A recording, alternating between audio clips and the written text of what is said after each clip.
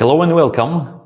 Hello. This is our next webinar from Sinterit, how to benefit from 3D printing in maintenance processes. So the topic today is very specific.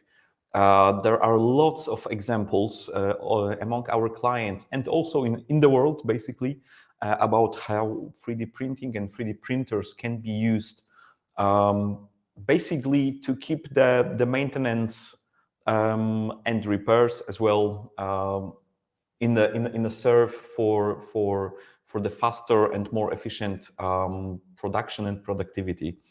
My name is Dominic.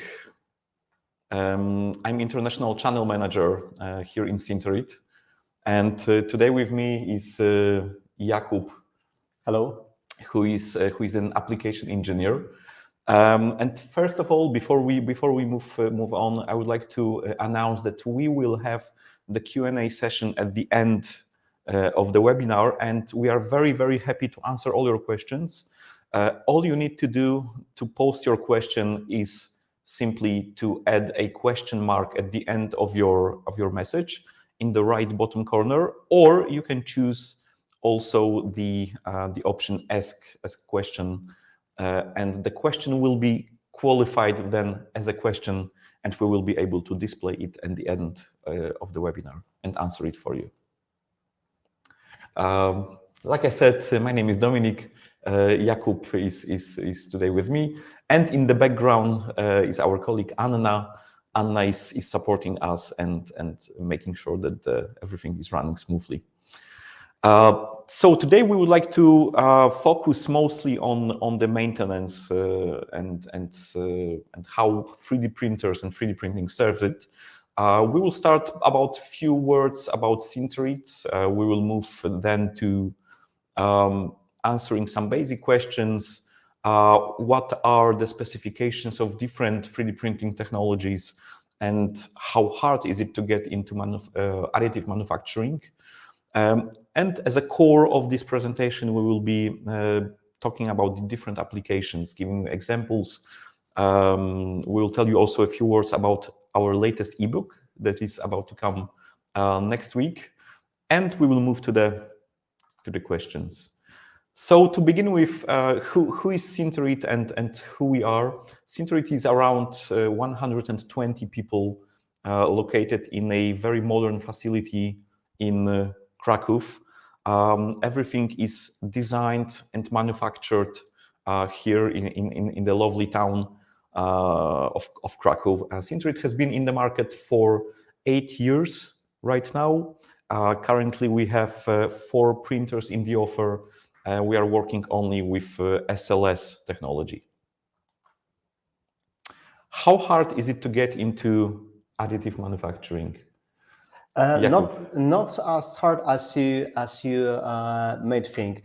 Basically, all the additive manufacturing technologies are getting more and more accessible and more easy to use, basically. Well, there are a number of technologies. We would like to just mention a few of them, the most common ones. Fuse deposition modeling, or FDM or FFF technology. Yes. Basically, let's go through a couple of pros and cons of every technology, starting with FDM. So for starters, the technology is very cheap to get into it. You can buy the printers, the entry-level ones, very inexpensively. There are multiple materials available.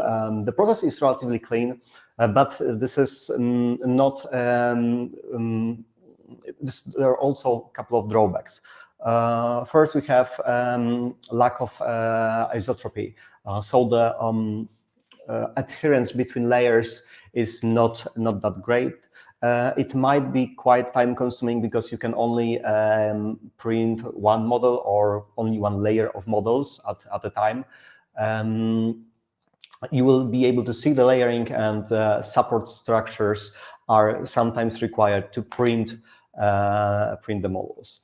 Next, we have stereolithography. So the main strength of this technology is the finish. The details on the printouts are amazing. Also, the technology is quite affordable. Maybe not as affordable as FDM, but also we have some drawbacks. We require UV curing. Some chemicals are required to wash the printouts after the process. The toughness of the models is also, the printouts is also not the highest one, and support structures are also. Yes, and the support structures is also something that FDM and SLA have in common. Yeah, this exactly. is something that is limiting the user very much, because you cannot do everything you imagine. The imagination can be limited here in the case of those two. Yes, because all the complex structures are very difficult to print when you have complex internal structures, when you need to deal with support structures. And moving to SLS, so the technology we are most familiar with, and the technology we advocate for, we believe there are a lot of advantages for SLS, especially in the maintenance world. So the parts are nearly isotropic and very, very strong. SLS is one of for a long time, it has been almost a holy grail of 3D printing, because it was one of few technologies that allowed you to make the final products, not only prototypes. You don't need support, so it's a lot easier to prepare the builds, and you can reuse the powder you've been using in the printing. Also, the ranges of materials are hugely expanding in the last years. I believe you are quite aware of that, right? Because we are working with many manufacturers of the materials, mostly the BASF, in collaboration in which we developed our P11 line, and also our new material Flexa Performance. SLS also has a couple of drawbacks. First, the machines can be a bit bigger. So the Lisa here we have here on set is it's quite compact for SLS machine, but the big industrial ones can be really substantial and take a lot of space. And also, because we use powder, it might be a bit messy, but really don't have to be. Yes, but on the other hand, every 3D printing technology requires post-processing. So the question is, what kind of mess will we have actually? Because yes, it is impossible to avoid post-processing, to avoid doing something with the printout after the job is done. And yes, if in case of FDM, well, maybe FDM is quite simple, because you just cut off some only plastic solid elements, and you don't need to cure it usually. However, in case of SLA, you need to you need to take a lot of actions, and actually you need to remove the support structures. You need to cure the models. And you need to wash them. Yes. So you have contact with different liquids, different substances. Plus, you need to cure in a special. SLA works very nice for some applications, especially when you need very sharp, very tiny details. But for maintenance, I believe the strengths of the SLS might be more appealing here. There is also one more technology which we didn't mention here in the slides, and this is SLM. So printing metal parts also from powder, like we are printing from nylon powder. This is also very interesting technology, but I think it's out of it's a different orbit, let's say, than what we are covering today. Also, first of all, the materials are sometimes very dangerous to work with, both in terms of health and might be sometimes explosive. You need a very closed system for that. And also, you need support structures for SLM. This is also a thing you need to remember. Yes, so metal, which is excellent technology, especially for transportation industry, I would say. We hear quite often about the examples from Boeing, Airbus, Deutsche Bahn, or many other companies producing the transportational equipment that they are working with the metal Yes. 3D printing. However, as metal 3D printing is not as common and is not as accessible, I have a feeling that SLS really is something in between, and it really offers the most of advantages of all the other technologies, of the FDM, of the SLA, and also some of the advantages that you could get with SLM. Yeah, definitely. We are going to cover it a bit more a bit later because the metal parts, in some cases, might be even replaced with SLS. But a few words about how the SLS works for those of you who haven't really heard about the technology before. The process is very simple in general. So we have a build plate on which we apply subsequent layers of powder, and we sinter each layer to fuse a pattern of each slice and to fuse it together with the previous layers. So the technology in its principle is very simple. It's a bit harder in execution, to be honest. But yeah, these are the general strengths of the SLS. So no supports, allow for complex internal geometry. The processing is very easy, as the training for the device and the entire solution.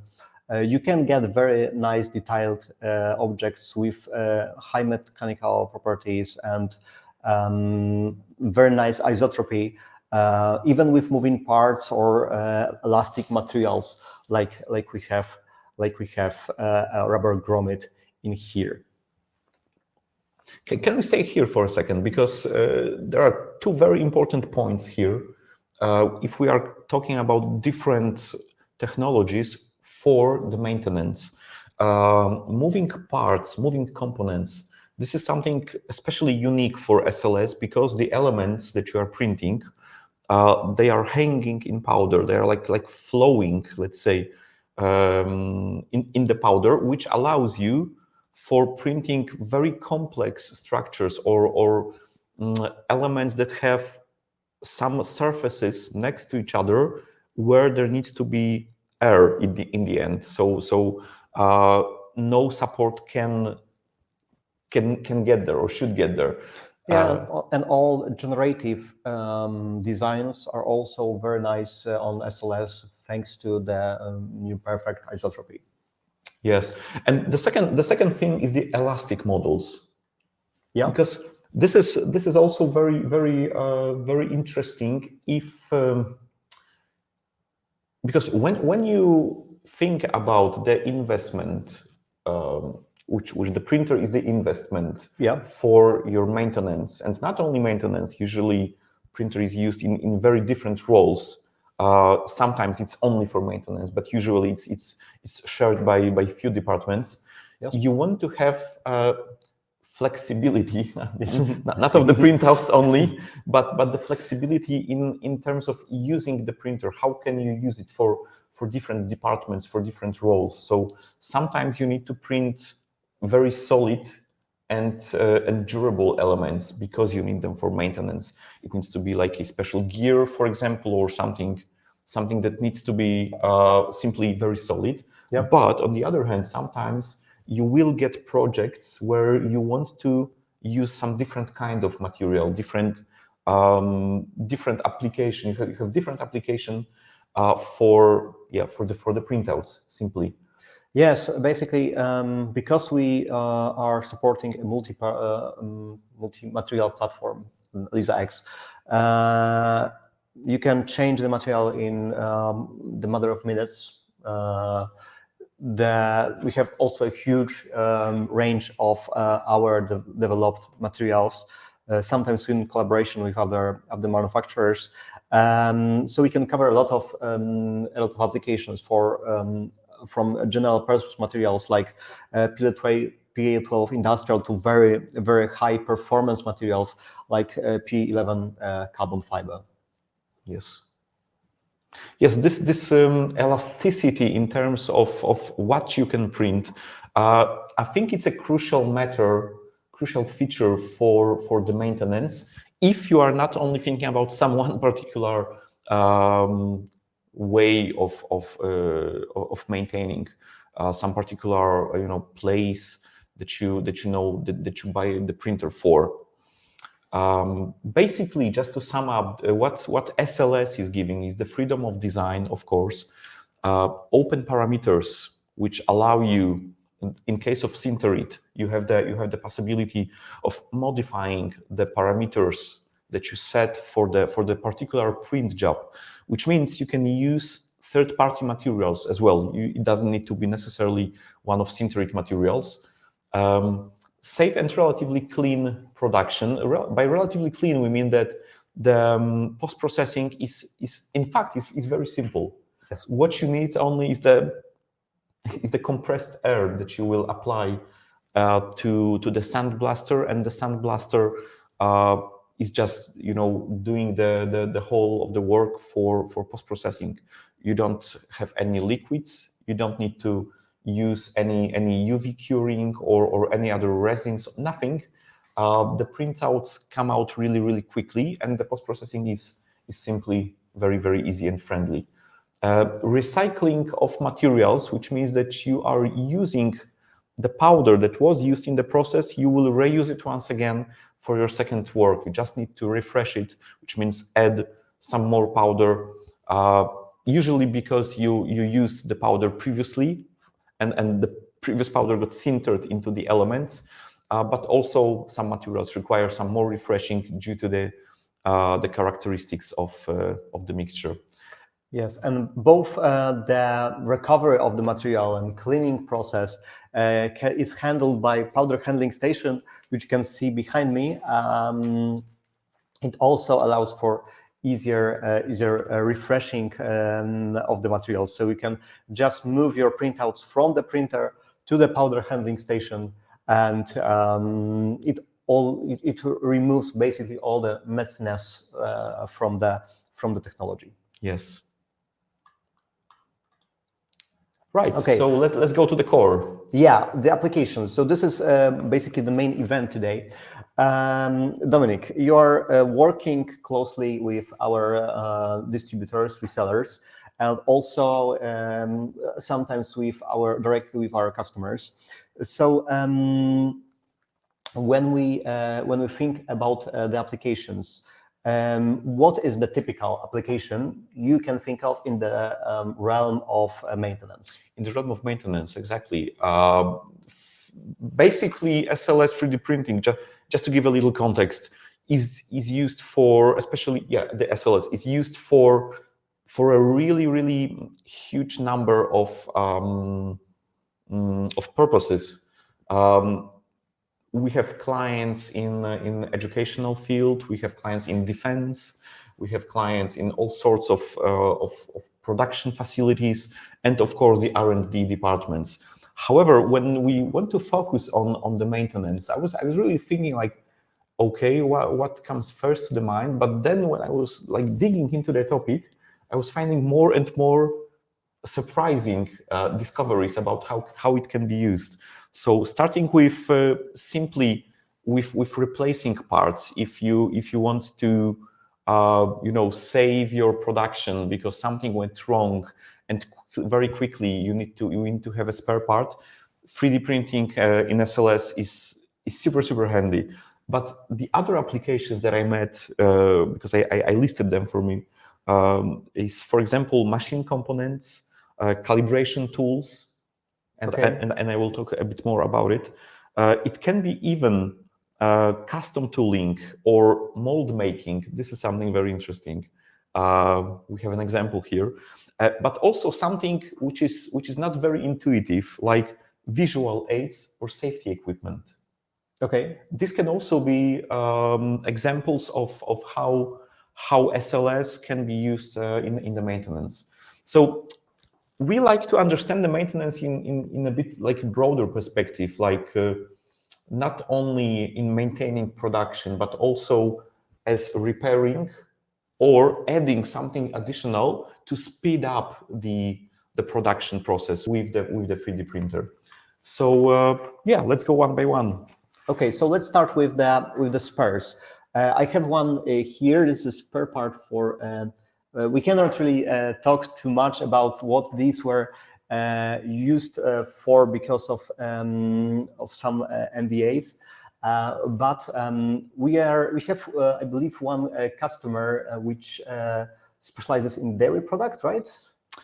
Yes, it's a big factory. Okay. It's a big factory with dozens of machines, and some machines are getting old with the time.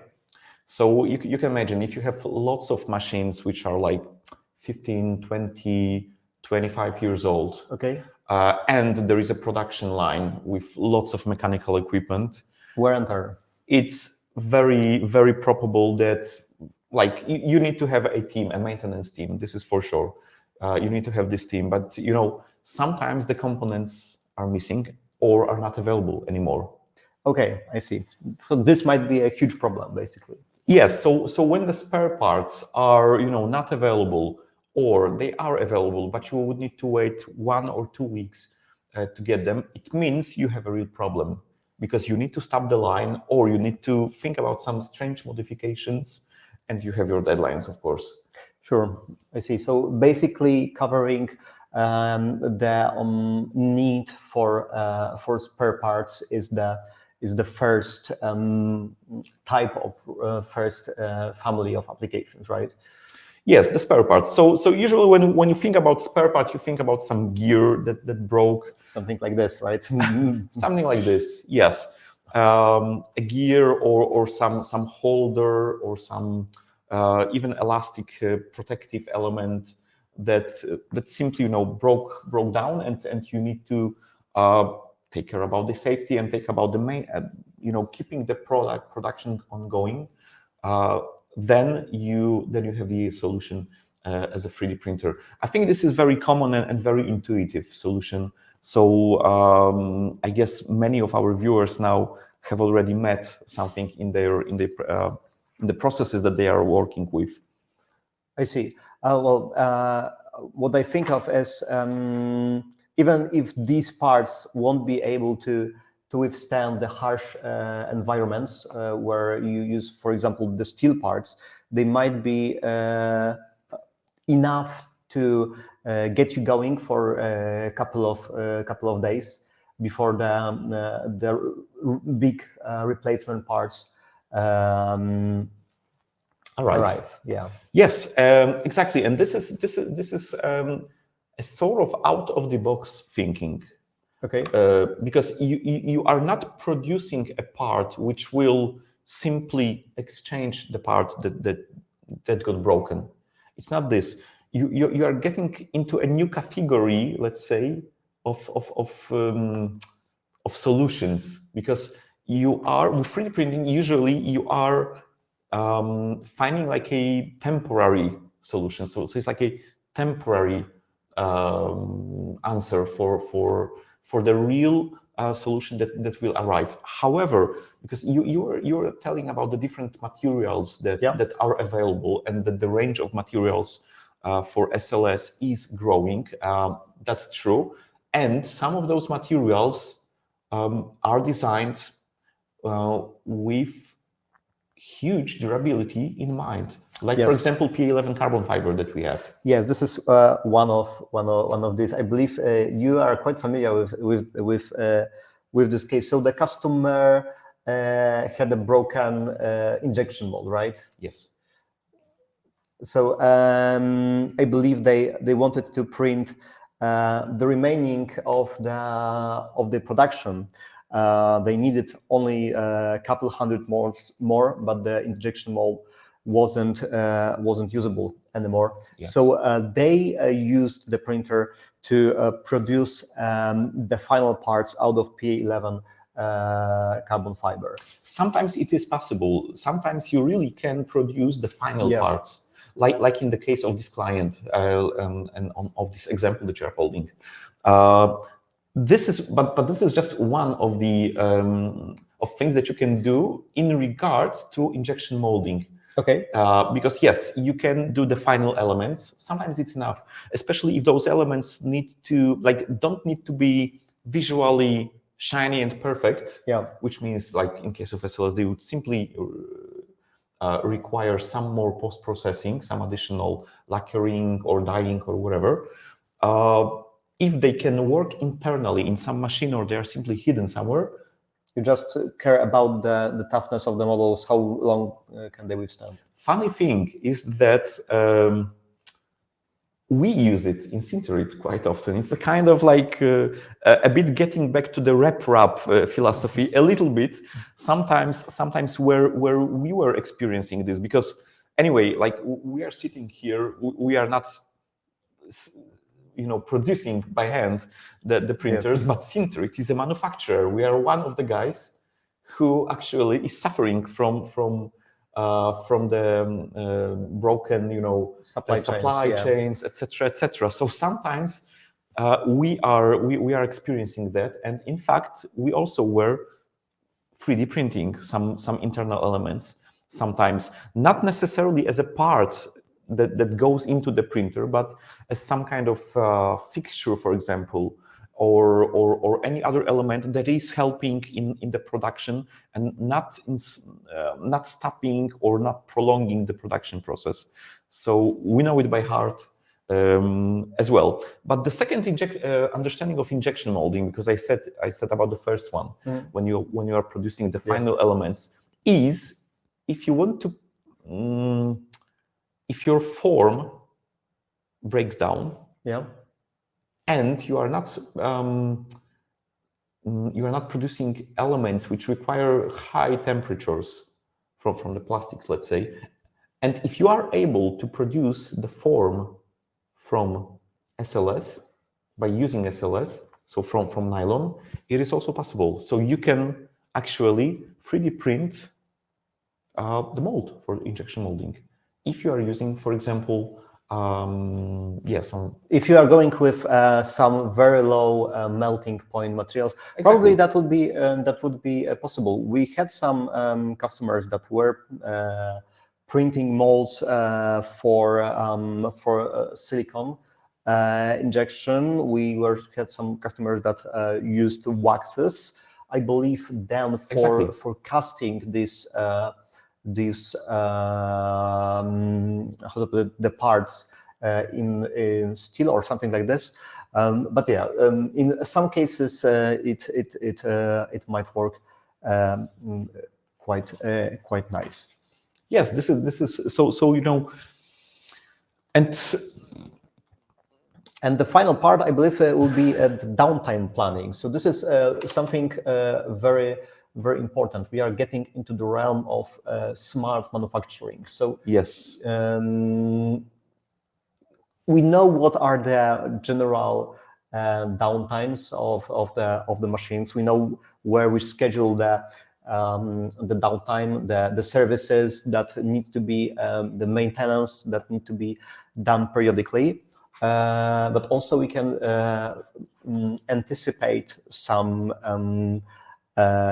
failures, basically, based on our experience, based on the data we have about our devices. We can say how long some parts last and how often they need to be replaced. So This is also one of the nice directions we see in the manufacturing and also in the maintenance that we prepare for the failure. Yes, exactly. So here you are not a firefighter anymore. You are not dealing with some strange situation that just with crisis, but you are preparing yourself with the help of this technology for the downtime that you know that is coming. Yes, I really like this kind of use. And actually, when I was researching, I was preparing for this webinar, getting to know some interesting examples and some projects that you can find and you can read about. Very interesting one is from the case study made by the Global Infrastructure Hub. GI Hub is a non-profit organization formed by G20, this G20, and they actually presented a very interesting case study about Deutsche Bahn that I mentioned earlier, which is actually preparing for the replacing of different sorts of elements in the trains, where those trains have their periodical maintenance planned. So there are facilities which are, organizing it, planning it, and simply conducting it. 3D printers are heavily used there for the elements. So, like if you think about a train, you can think about the thousands of different elements that are there, and you can never be sure what breaks down. Some things you really can plan and do a planned maintenance. Sometimes you are surprised, you have a little crisis, but in both of those situations, 3D printing is just the excellent answer. And this is not like an idea that we are giving, but this is just an example from real life. The Deutsche Bahn had this program, Mobility Goes Additive, which was set in 2016. So you can see they are quite advanced in it already, and the things are going on since years already. Very nice. Okay, we also wanted to mention about a couple of less common, less standard, more out of the box ideas of our partners, our customers, in regards to maintenance. One thing I really like, and this really very well can be described by out of the box thinking, is preparing the production lines. One of our customers is using prints very much like this one here on its production side, waiting for the components to arrive from elsewhere, from other factory, but they are already, when they arrive, they are already prepared for the production because they tested everything with the mock-up parts printed on SLS. Of course, this is not steel. This won't withstand the same amount of work the final devices would have to withstand. Yes. But you can print your part. You can set up your entire production line, even with testing stations, for the tolerances, for the smoothness of the process. So this is a very, very nice application for this out of the box approach. Do you have any favorite of yours, Dominic? You know what, I have, and it's also quite an old idea. I didn't tell you earlier about this one. Okay. So it also comes from 2016, Yes. I believe, more or less, when I was working with FDM technology. There was one special kind of filament which is called Iglidur, and it's being like manufactured by Igus or Igus, very famous company. Probably most of you who have been in any mechanical trade shows, you have seen their orange booth. They are very frequently there. And what is interesting about them and about their idea at that time? Igus is a manufacturer of different kinds of bearings, linear bearings. I mean, Yes. generally elements that need to be super wear resistant. And because they are wear resistant, they have like lots of products in the offer. Their idea was to allow the clients who are using them to be able to 3D print the elements that you can normally buy in their store, Okay. to 3D print them at home. So Igus allowed users to use their database of the models of their products. Okay. And this was also for maintenance purposes because, of course, when you 3D print an element, it doesn't have, you know, this long durability, most probably as the injection molded part from as, for example, for a bearing. But with the help of this solution, of this cloud of projects, you were able to really do the work and have the very same elements that you are using, because if you are a client, you know which elements you have numbers, etc., etc. It's easy for you to identify and to 3D print, to copy the element very quickly with your 3D printer in your facility. I found this idea amazing at that time, and I still think it's this sort of thinking that moves the whole industries, all the industries to the next level. You know, when we are thinking about this 4.0, etc., etc. This is exactly just a perfect example.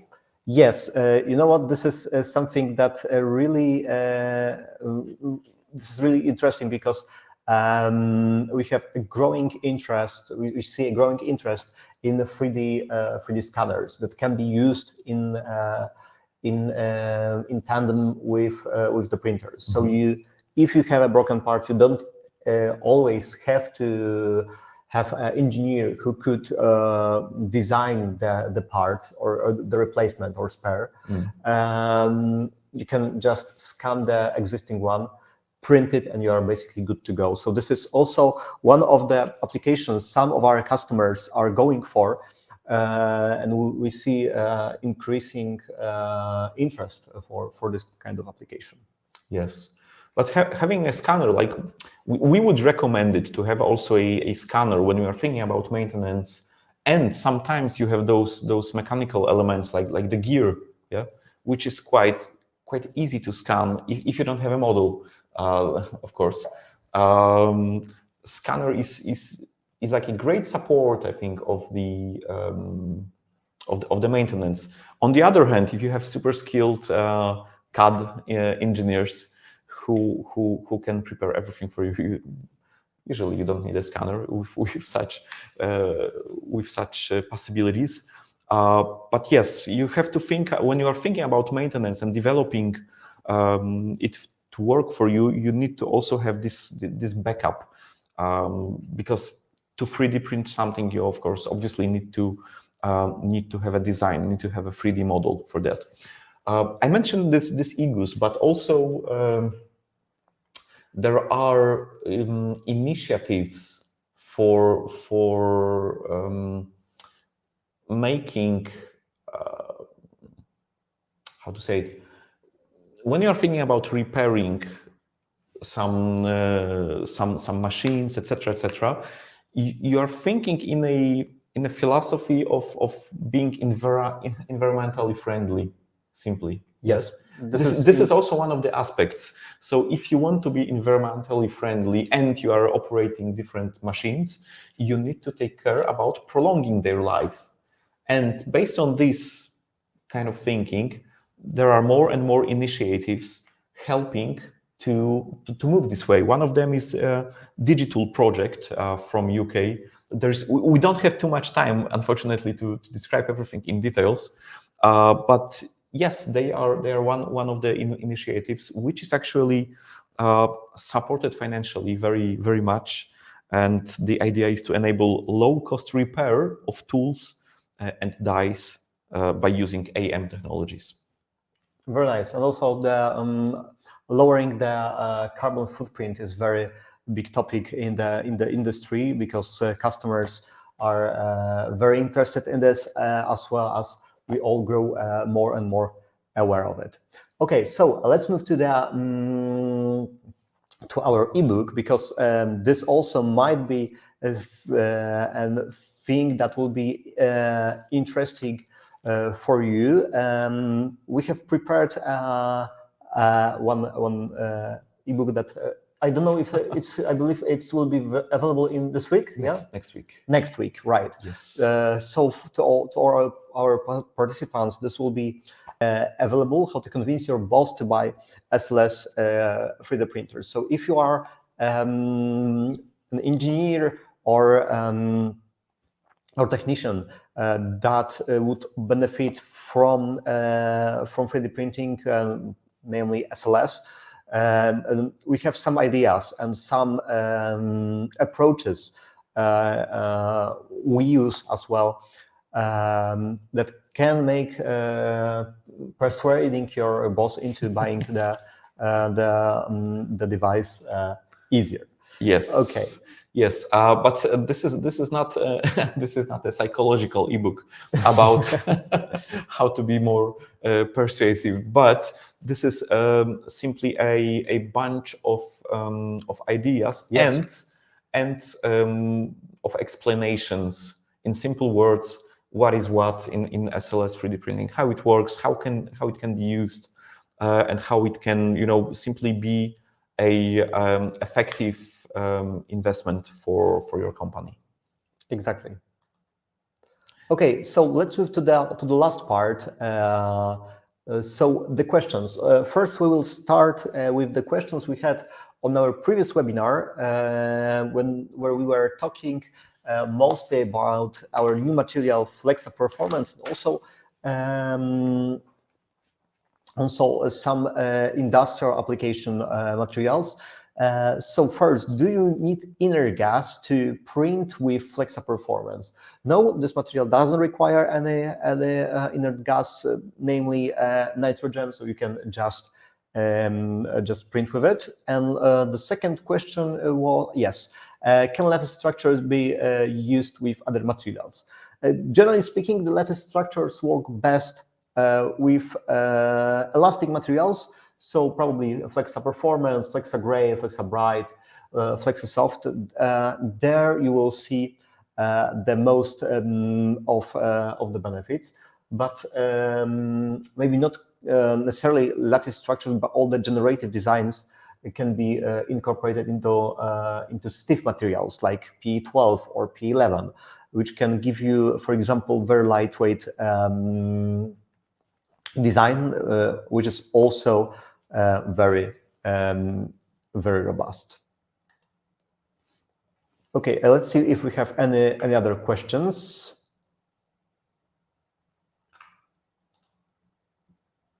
Okay, I don't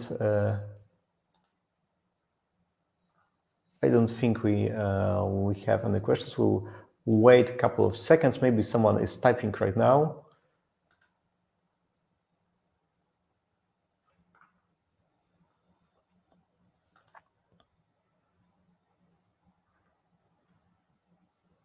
Oh, we see question coming.